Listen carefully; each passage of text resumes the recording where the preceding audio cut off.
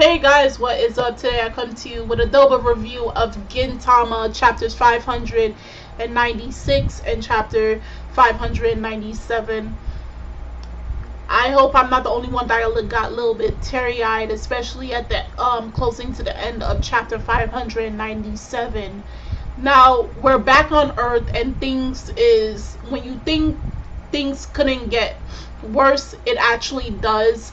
Because now we have where these, I would say, space thugs who claim to be the people to try to find Altana within the Earth or any planet that has Altana and retrieve it back from the Tendo Shu. Because originally the Tendo Shu is supposed to watch over the Altana that's located on any Earth, and then they have certain groups that goes to different planets in order to watch over that, as well as the government is supposed to also have a hand in helping with that. But because the Tendo Shu is in shambles, and the fact that the Shogun is no longer on Earth, so the government is completely gone at this point. There's no one to watch over what's happening. The terminal that enables for people to travel to space and back is completely destroyed by these rebels. I would like to say they fit that description the best. They destroyed it, and just like what happened 20 years prior to the storyline where the Amanto came and invaded Japan, invaded Edo, and took over the livelihood of all the people that lived there and made it into their own space, and made it that the people that's already living in Edo had to force and live underneath this rule of the invaders, the aliens, the Amanto. So they come there and they're doing exactly what happened 20 years prior. People are running around in fear. There's chaos. Things are being destroyed. People's homes are being taken. Business is running amok. And the last few, the last samurai, people who has that samurai spirit, are the ones that has to try to rise to the occasion and take back what is rightfully theirs, because they're not going to go through what they went 20 years ago and then go through something even worse. So we have where even Hasegawa, like they did say, we are in the final stages of Gintama, so Hasegawa is no longer Madao. He un-Madao'd in this chapter and part of chapter 597, and he's actually looking for ways to bring back odd jobs. And by him doing so, we would have thought, okay, he's digging for money underneath vending machines, he's being a typical hobo, but actually he's been going around the city. He's been searching high and low in order to bring money. So in a way, it was almost look like a sacrificial offering, but it's in a way to, if this is the only way to bring them back by giving them something, then I'm going to continuously search while also offering a job request, so that they can hear that we need help, and without you guys we don't know where we're going to be. But at the same time, we're going to try to do a stay strong till you guys come back home. And he's continuously doing that, and by the end of the chapter of 596, you see where he puts back on his Burrow investigation jacket that, remember when they first introduced Hasegawa and he had to go back for looking for a job, that same outfit he put it on to protect a child that was going to be hurt by these rebels. Now get into chapter 597, he's put on a speech saying that, whenever there's despair, and people will always fall into despair. Like the simplest of things can make you fall into doubt, can make you always think of the most negative things.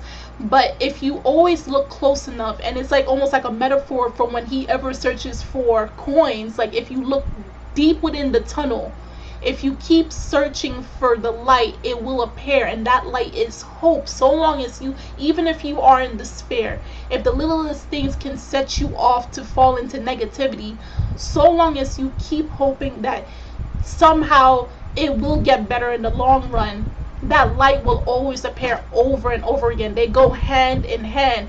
And even though he's having his cool moment and giving this amazing speech, he's not Madao for just any reason. And then he gets slammed onto the floor. We had to have a funny moment in Gintama, because all this drama and the sadness that's just going around is just like, without just a little joke here, it's not Gintama without someone just doing something particularly ridiculous. And while he's being taken away by these rebels, and the poor child is looking, and he's telling the child, never close your eyes, but at the same time he's telling him, don't close your eyes, I don't want you to watch this scene. He gets rescued by Tsukio and Kyobe. All of them are joining forces to stop these guys, and just before they can burn down Otosei's shop and also Gintoki's home. Oh man, just before that moment, before that moment, we see the person that's actually saved Hasegawa from getting taken away and possibly killed was none other than the Baka Prince. We have not seen this guy for hundreds of episodes, hundreds of chapters. Like, I cannot remember the last time we saw the Baka Prince.